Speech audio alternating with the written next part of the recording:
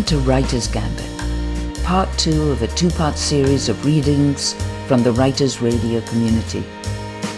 I'm Ingrid Rose, and along with Carol Harmon, my fellow producer, we'll introduce our writers' readings for this second episode.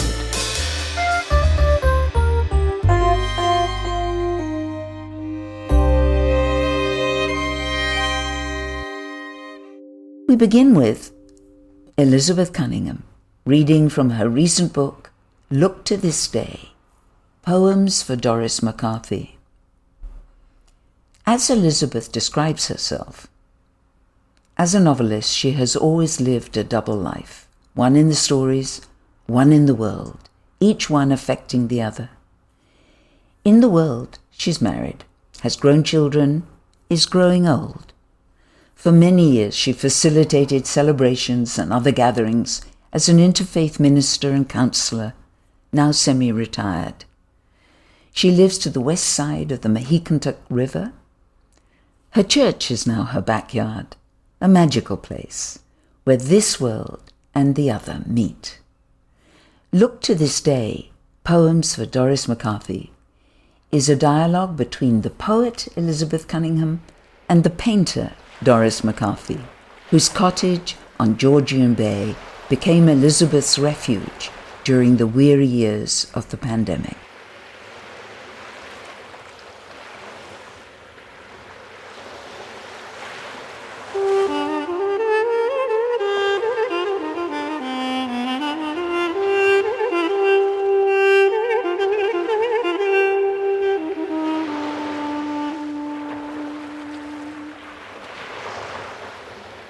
The High Place, August evening, Georgian Bay. I climbed to the high place on the hilltop, where the ashes of your lifelong friend rest beneath dark pines. My bare feet follow the path you walked so many years. At the end of long summer days, the rocks still hold their lazy heat. I gaze over the immense waters of the bay, rising and falling like the breath of a great wild beast. In the sound of the conifers, swaying in the evening breeze, I hear old friends whispering confidentially within the shelter of cool shadows. Chills ripple my skin as a gentle wind lifts my hair. The cry of a loon, the wail of the north, wanders over the waves. A pale moon rises in an indigo sky. I turn away from the entwined pines and descend the perpetual hill of stone, my feet cushioned by cool, spangled moss. Moonlit veins of sparkling quartz guide my way.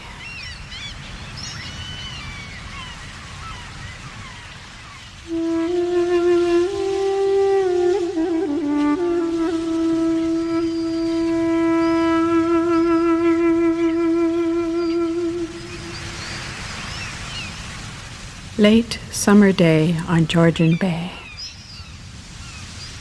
Hot haze over still water. A late summer day begins. You watch pale light ease into the sky in a water-color dawn. Screeching gulls rise with the sun. Bellies catch a shimmer. White wings flash. They cry a wild new morning. You slither into the sweet cold lake, sliding down to anchor like a playful otter on a shelf of slippery rock, bones tingling. Later, kneeling on the crackling grass, you bake in the long light, listening to the clacking wings of grasshoppers. They land on your legs, prickling, snapping at the dry air. Early evening, so still you sense the exhalation of the trees. Your eyes gleam, mirroring the sheen of the bay. Nighttime, iridescence of a crescent moon glimmers on cool gray rock. You watch the patterns of shadows silently shift like time passing. You creep back down to the shore, slink into the silvery bay. Swimming beneath the black waves, you disappear into the dark water.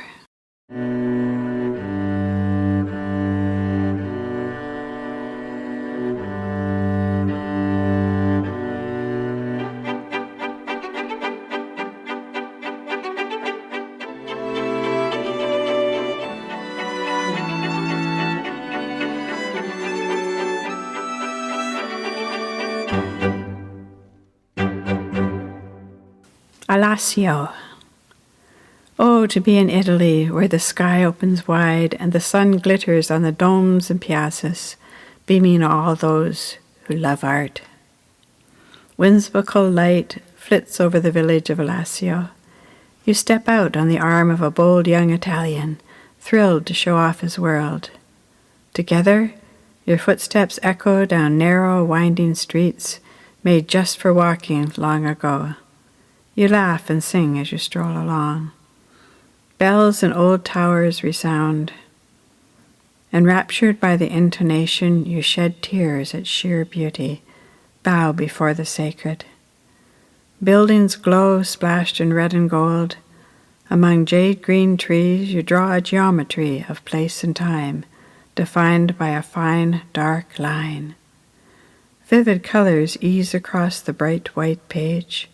The flick of your brush flings the image onto paper like shimmering pebbles tossed into clear waters of the nearby sea.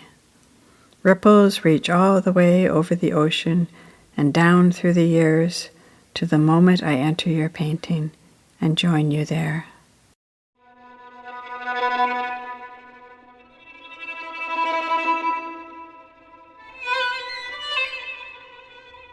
Haunting.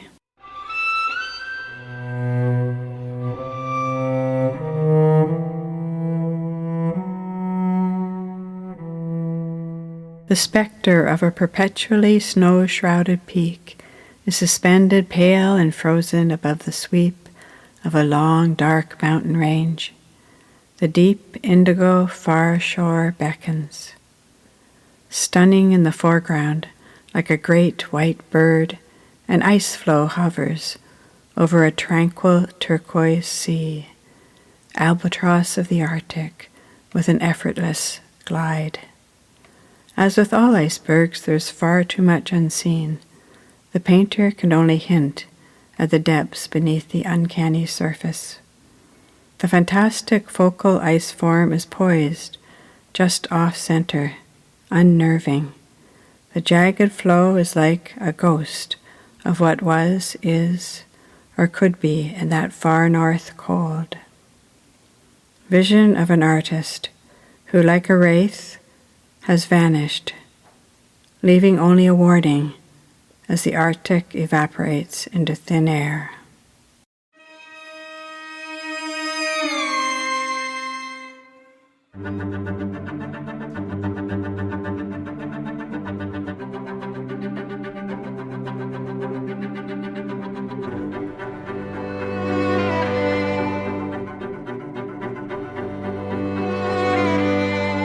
Doris delights in her pond. Doris makes a pond that mirrors the sky, stakes a shape, bluff edge to lawn to apple tree. Mallards come to squabble and mate.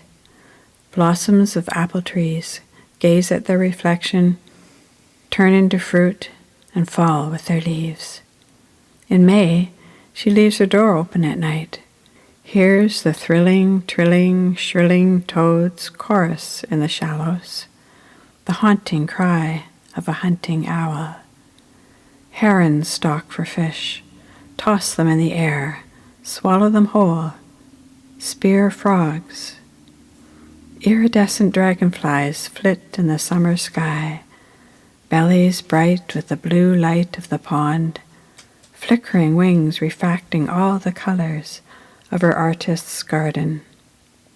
Autumn gusts chase each other across the purple water.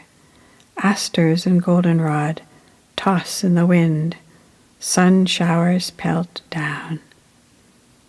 The surface sheer in winter, she dances on her skates, she glides over the ice, the stars close enough to touch.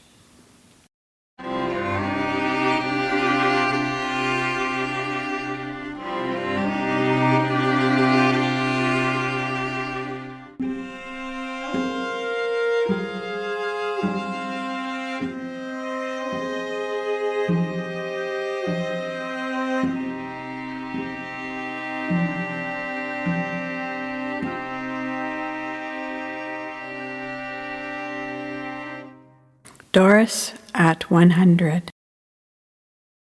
Daybreak streams like butterflies through your open window from the east as the sun rises over the glowing sands of Scarborough Bluffs.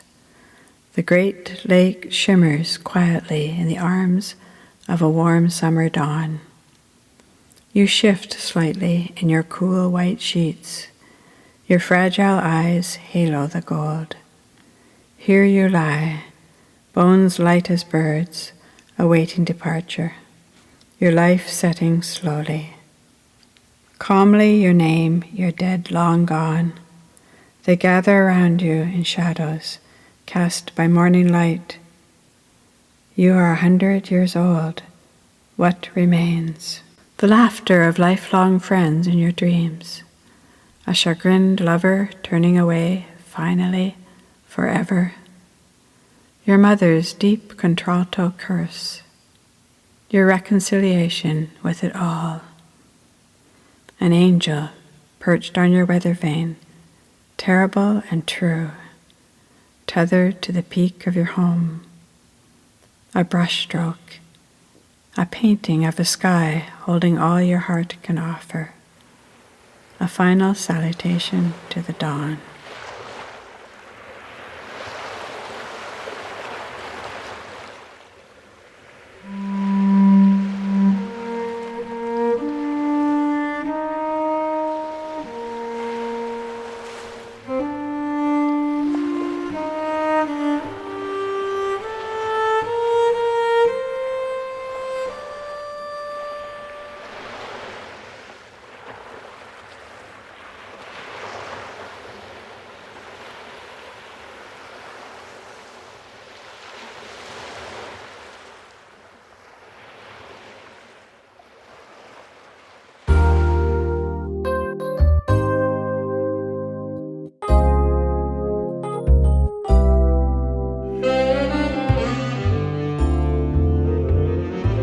Kevin Spenst, A Bouquet Brought Back from Space.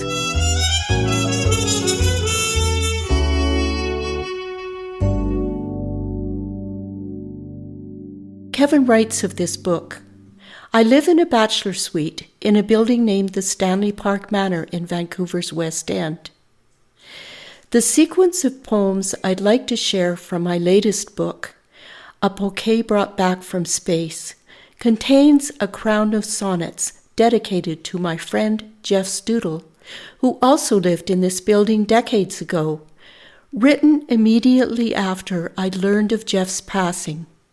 I was reminded of my book's indebtedness to Rilke this morning in a line from J.R. von Sallis' Rainer Maria Rilke, The Years in Switzerland.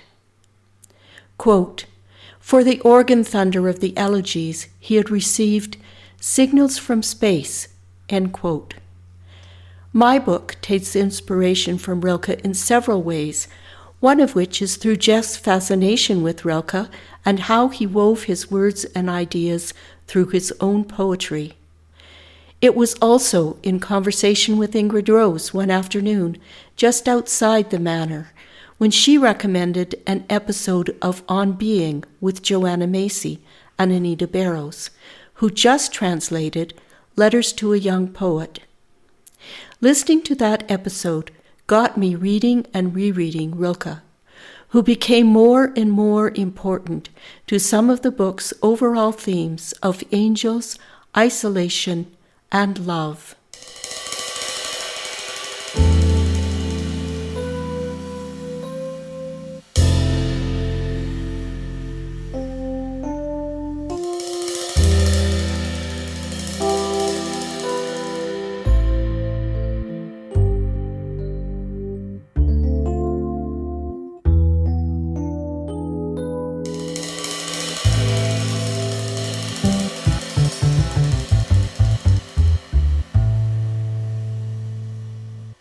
Intertidal erratum for a world maker.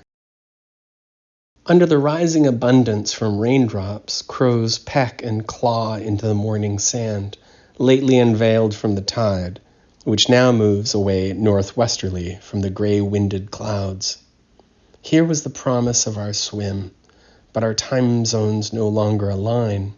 It's the end of the afternoon for you in your chosen city of treatment, and I'm sorry for that dun-dun-dun line break.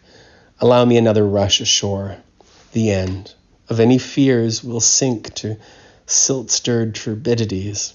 After all, when your head fixes on an idea, your neck straightens and your expression goes convex, with a serenity that can bear any recrudescence under the beck and call of the moon and sun.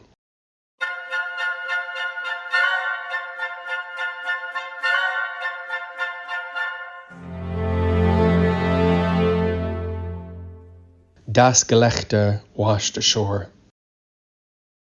Under the beck and call of the moon and sun, I swam yesterday morning at Secret Beach. I suppose there are waterproof watches, but why? An immersion in timelessness is most of the fun.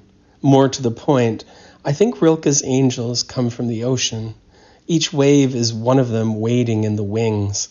Lightning launches them. Angels prep for their roles by white-capping into conversation, each bubble observing the match and drift between voices and deeds. You and I flummoxed a few the time we went winter swimming in the double layers of neoprene. We floated on the surface like giant water toys. All our discomfort could do was laugh at how our heroics failed to break us into English Bay. Knocks at the door in German go klopf, klopf. How our heroics failed to break us into English Bay. We were as ineffectual as knock-knock jokes, wherein boy becomes buoyancy, man becomes manos solos, et pourquoi te pleut là? Poet becomes po-faced over being suited up bigger than the door. Asides aside, what do you make of knock-knock jokes occurring so face-to-face? A whole lot of suspension of disbelief. Freud made much of the Fort da game, his grandson's rehearsal of loss, but whither the lowly knock-knock joke?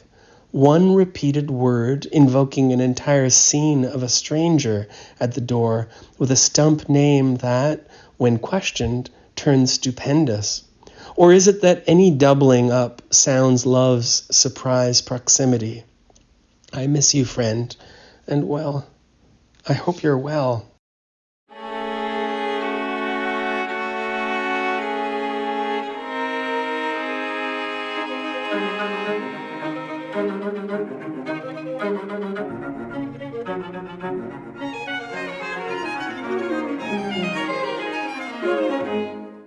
Neighbors. I miss you, friend. Hope you're well, and take comfort in knowing you're with Susan. After your email from a house by the English Garten in Munich, where words clanged for you as distant bells providing treatment not available here, my head spun. I opened your voice in print, reread us along, quote, the street lined by bare chestnut trees, like the shackled hands of giants, end quote, the street we shared for a year without knowing it. Quote, there's a couple, both poets living up the street, end quote. A neighbor told me. It was a block away when you and I met, and a couple others when you helped me move next door to the Heronry. You told me how you and Susan both lived in the Stanley Park Manor, and suddenly I see it in lines where I imagine you with an offering outside her door. Quote, quietly, he promises the sun's shiny tangerines on a blue plate.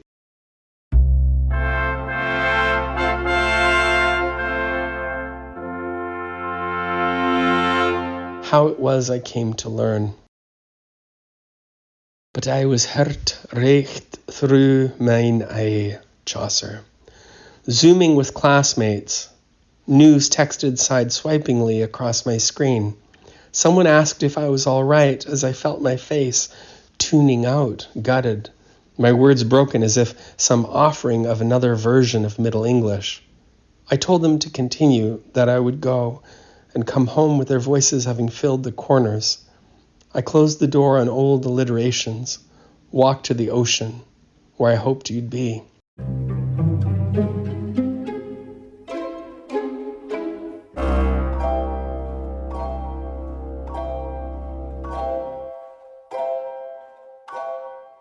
Secret beach at night. The stone steps bottom out into a wilderness of writhing roots from a tree beached by an ocean's cantankerousness. I hold onto a root as if making a deal with death, asking if a heart hoard might be unloaded here and translated into the beyond speech.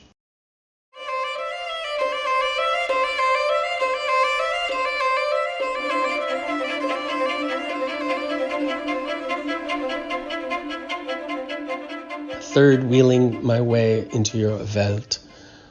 Jeder Engel ist schrecklich, Rilke. On a blue plate, I place that cloud from the sky. I live in one or two places principally. At home, I dig at the sky and waters, which is, if not made of angels, hold bare-boned holiness, a place for imagination to float over another kind of grounding. You end your book with, quote, the magic of water, end quote. You start it reading Rilke on Dog Mountain, where one or two ravens is a black angel, and it vanishes, and later you hear the two calling in half-blown watery whistles. Once together, they parted and then connected again as the liquidities of their bodies inscribed the air within histories of flux. What if the world were nothing but parting and coming together, as angels warn us we're not where we think we are?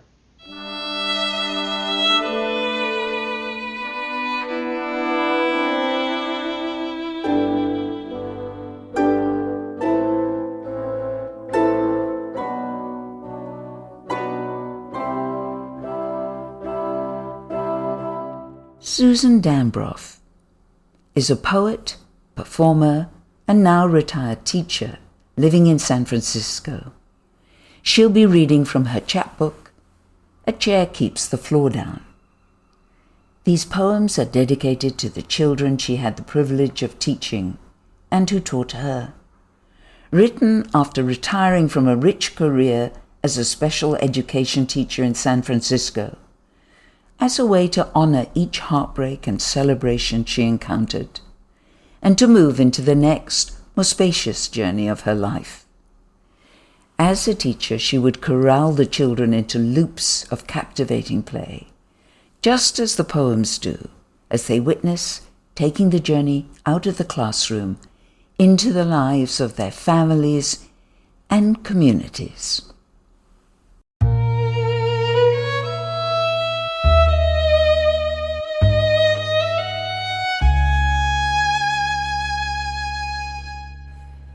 A chair keeps the floor down. Searching for home.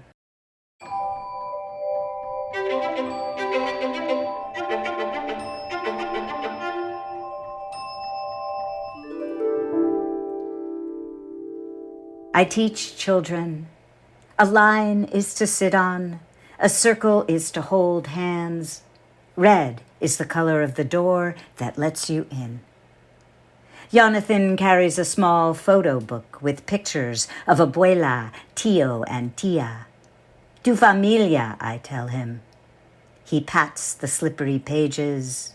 Home is a drum tapping like the gate, snapping like his fingers in front of his face, fingers flapping, slapping the table. This familiar rhythm brings him home. A hand is for reaching. A mouth is for saying. A chair keeps the floor down.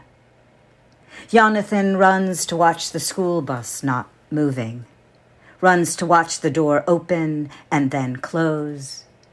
Turning doorknobs, he empties one sound into another. Jeffrey wore a red dress. A boy in my classroom dresses up in a red dress because he can turn the skirt around him and fly. I am a poet wearing her dead father's socks to hold myself down.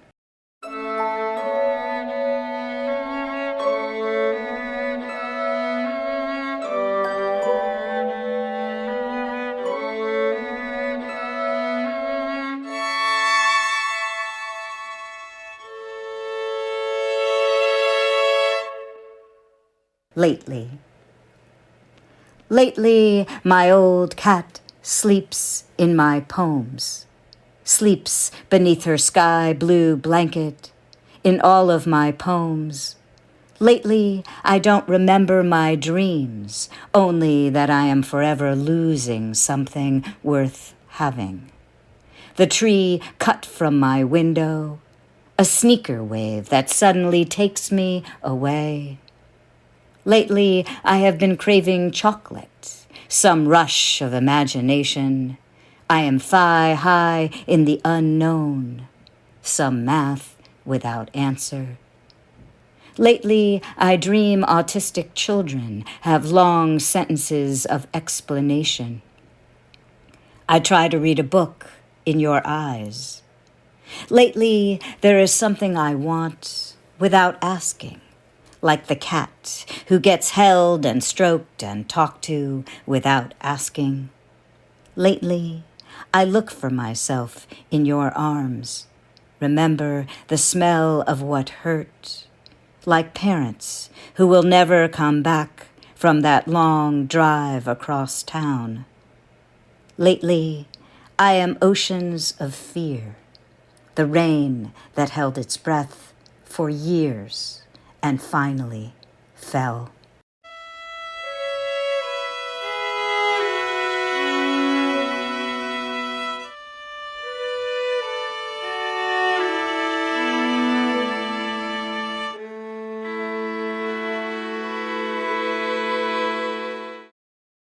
Diana.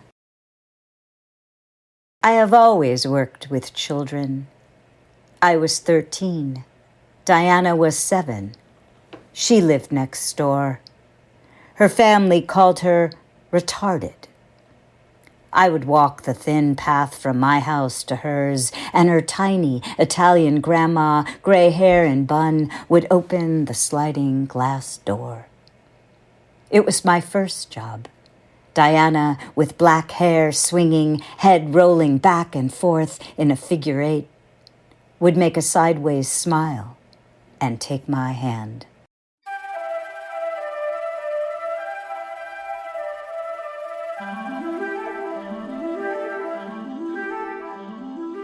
Ten children. Jonathan, who counts backwards, only wants the yellow chair, likes monsters. Simon, who loves the written word, wants to repeat the snake's name, says apple proudly. Sing, who only likes the color green, runs across the room and says, "No running," takes off her shoe and says, "Empty."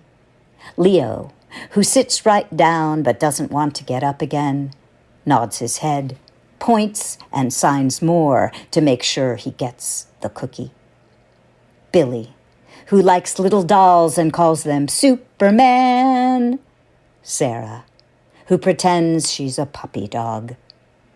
Travis, who has a pillow in the corner of the classroom so he can stand on his head. Nathan, who loves the sound of milk cartons, wants to be carried, flirts relentlessly, giggles at bubbles and balloons. Sebastian, who speaks in metaphors, finds the shape of a lamp in everything, draws wine glasses and the tables they fall off of, says hi to the chair. Darrell, who never wants to stop eating, climbs to the top of everything, slaps his knees to the beat of his name.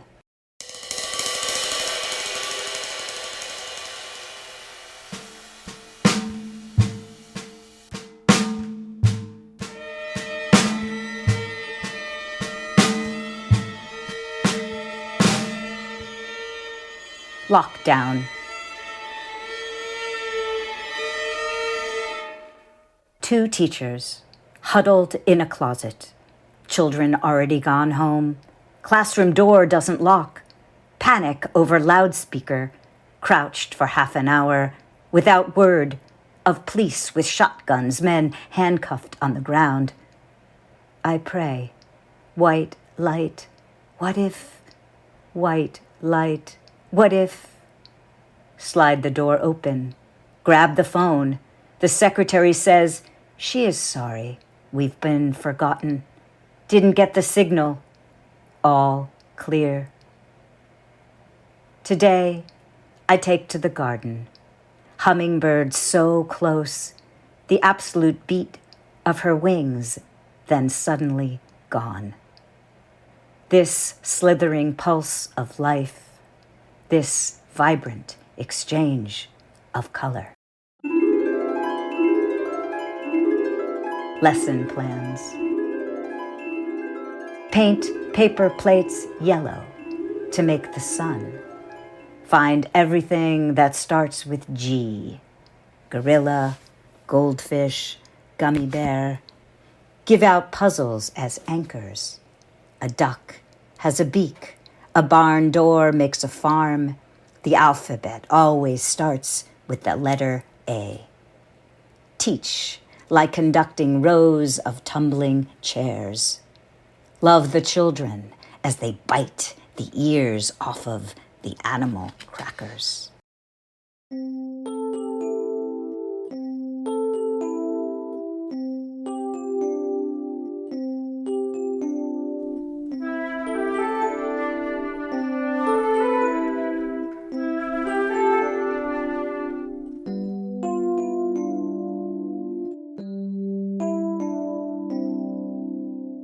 My outstretched arms. Henry, oh Henry, in a swing, little tight boat in the waves. Henry, oh Henry, holds the paper duck, some yellow certainty, his 5-year-old hands never empty. In a dream, my father is alive with open arms. Mute, little Henry suddenly has the word for run. Henry, oh Henry, my outstretched arms, my outstretched arms.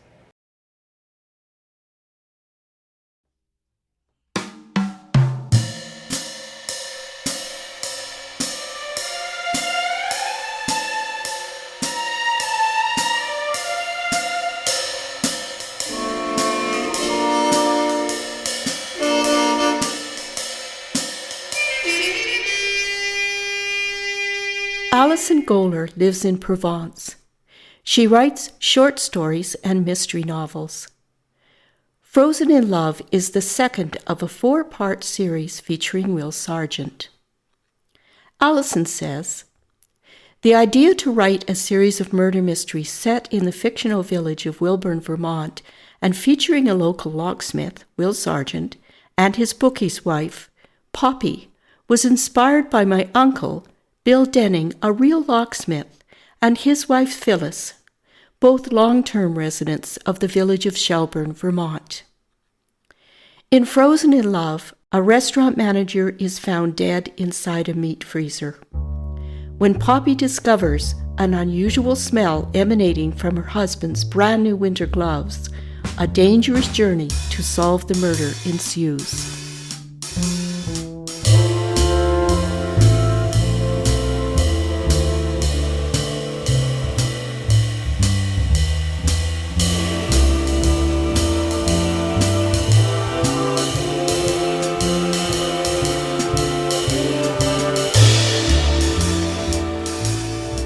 Will Sargent sat in his usual Friday morning spot, a well-worn red leather booth in the corner of Hank's Place, wolfing down the last few bites of what had been a generous portion of blueberry pancakes and trying to text message his wife, who was away on one of her yoga retreats.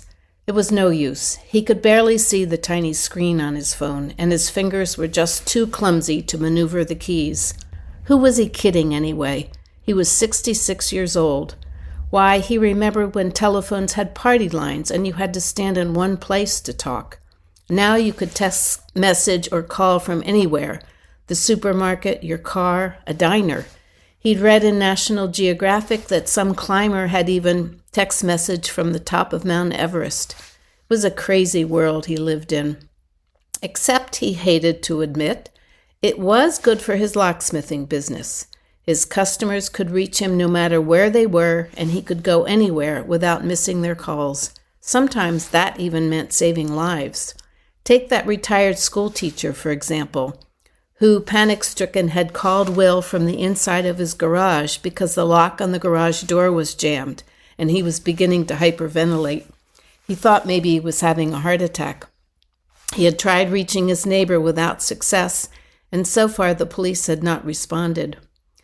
He had located Will's number by Googling on his iPad. In fewer than 15 minutes, with the help of his GPS, Will had found the house and forced open the lock on the garage door with an air wedge. Inside, he discovered the man slumped up against his car in a state of semi-consciousness. Will had immediately called an ambulance. Doctors later told him the man might not have survived what turned out to be indeed a heart attack if it hadn't been for Will's speedy arrival and expertise. Of course, most of his ventures were not quite so dramatic. Nonetheless, he almost always felt he was making a difference in the community. Last week, there had been a call from one of the Green Mountain cafes in Burlington. Someone had broken in the night before and taken over 40 pounds of coffee. The lock on the front door was beyond repair, so Will installed a new lock and suggested the manager consider an alarm system. It could save you money in the long run, Will had said, handing the manager a catalog he kept in his station wagon for such occasions. The manager had thanked Will for his advice and promised to order an alarm system right away. Used to be we could practically leave the doors open at night and nobody would bother us. Times sure have changed, the manager had said, shaking his head. Will had to agree with that. Times had changed since he and his wife Poppy had moved to Wilburn almost 35 years ago. But there was no use lamenting the fact. Besides, as his dear and practical wife liked to remind him, other people's problems were good for business. When, at the age of 50, he'd first taken up locksmithing after his early retirement from the bank, Will had read everything he could about locks. Padlocks, deadbolts, knob locks, cam locks, rim locks, T-handle locks. He'd even studied the history of locks and lock picking, and was pleasantly surprised to discover he was distantly related to James Sargent, the man who had invented the cylinder lock way back in the 19th century. Poppy had called it destiny. Will didn't really believe in such things, but he had to admit he seemed to possess a certain innate talent when it came to locks. He often joked with her that if business got bad, he could always turn to a life of crime. After all, he'd say, there's not much between me and the other side of the law now, is there? And indeed it was true. When he was breaking into a house or prying open a locked car door, Will often felt like a criminal, tampering with other people's possessions, invading their space. Though his locksmithing license proved what he was doing was perfectly legal. His son Henry occasionally kidded that he thought his father got a kind of vicarious pleasure out of picking locks, a clever way to feel criminal without actually being criminal. Will wasn't sure about the vicarious pleasure, but he did love picking locks. Having given up texting his wife, Will was about to put his cell phone back in his jacket pocket when he felt it vibrate. Too lazy to retrieve his glasses from his shirt pocket, he held the phone at arm's length so he could see the numbers on the screen. It was Dan Hughes, Wilburn's local sheriff and one of Will's racquetball buddies. Will hoped he wasn't calling to set up a game for that night. He'd been looking forward to a quiet evening at home, reading the latest Lisa Scottolini mystery and watching Jon Stewart before nodding off. Hey, Dan, what's up? I'm at McSandwich right now, Will. Got a problem on my hands. Ex-Marine Dan was about as even-keeled a man as Will had ever met, so the noticeable quiver in his voice suggested this was serious business. They can't open their meat freezer. The key to the door is missing. And they called you for that? Well, there's more to it, Will. When the manager came in this morning to open up, The assistant manager's car was sitting in the parking lot. At first it seemed odd since she wasn't scheduled to work today, but he reasoned that maybe she was filling in for someone. But once he entered the restaurant, she was nowhere to be seen, although her purse and coat were lying on the kitchen counter. That's when he called me, thinks maybe there's some foul play here. I see, but I still don't understand what that has to do with the meat freezer. Well, the manager's afraid she somehow locked herself in it. Sounds crazy, I know. Well, maybe not crazy, Dan, but a pretty broad leap, don't you think? Why, she could be anywhere. Did you check the ladies' room? Maybe she went in there and, I don't know, fell asleep or something. Of course we checked the ladies' room. We've checked everywhere. There was a long pause before Dan spoke again, as if he were waiting for Will to offer another suggestion. Look, at this stage everything's speculation, but her car's still in the parking lot, her purse and coat are lying on the counter, and the key to the freezer door is missing. And another thing, we found a bracelet on the floor right in front of the freezer door. One of the other waitresses said it was definitely Angela's. That's the assistant manager's name. And there's a pretty big puddle on the floor by the cash register. Now, where do you suppose that came from? Jeez, Will slid the palm of his hand across his balding head, a habit he picked up over the years whenever he was deep in thought. He looked out the window of the diner. It was still snowing steadily. He hoped Dan was making more of the situation than he needed to. Okay, I'll get there just as fast as I can, Dan, but this snow is holding everything up, so it might take me a while. He shut off his phone, pulled out his billfold from the back pocket of his cargo pants, and slapped a $10 bill on the table.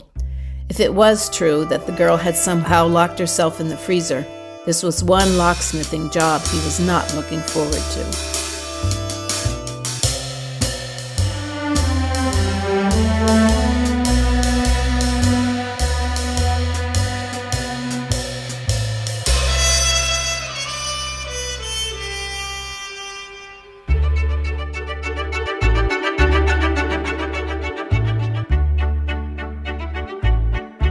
Thank you for joining us for part 2 of Writers Gambit, our 2-part series of readings from recent work by authors in our Writers Radio community.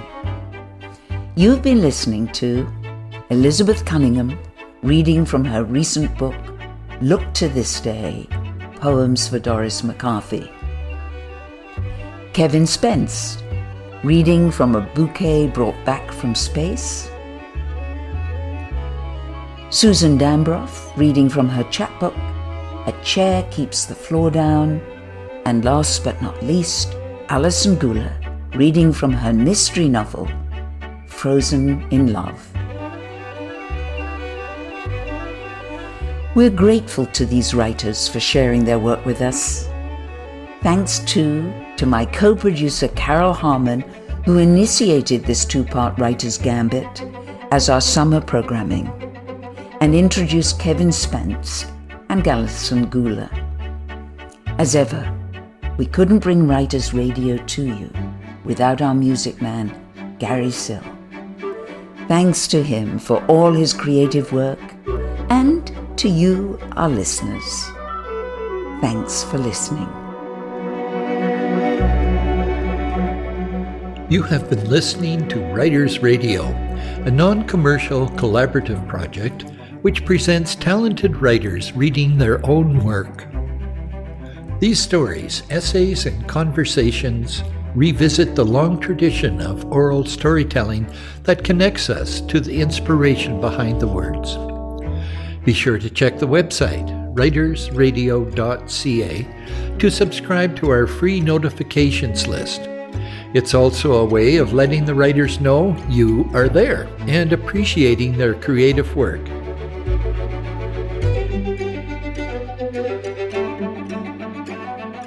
Writers Radio broadcasts from Half Moon Bay on the Sunshine Coast in Canada, traditional tribal land of the Sechel Nation of the Coast Salish peoples. We express our gratitude for their wisdom teachings and land stewardship.